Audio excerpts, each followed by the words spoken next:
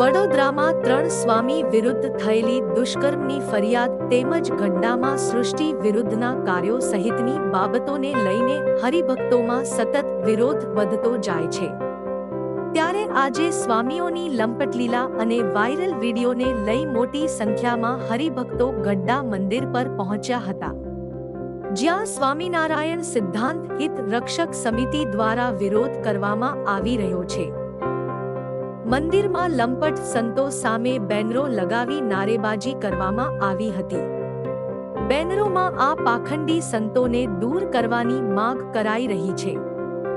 સ્વામિનારાયણ સંપ્રદાયના લંપટ સાધુઓના એક પછી એક કરતૂતો બહાર આવી રહ્યા છે.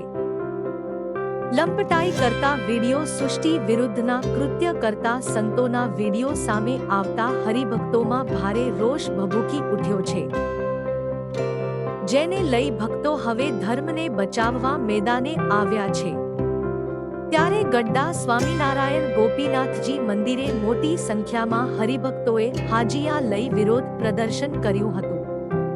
આ સાથે જ ટ્રસ્ટીઓને આવેદનપત્ર આપી લંપટ સાધુઓને હટાવવાની માંગ કર સાથે 7 દિવસનું અલ્ટિમેટમ આપવામાં આવ્યું છે.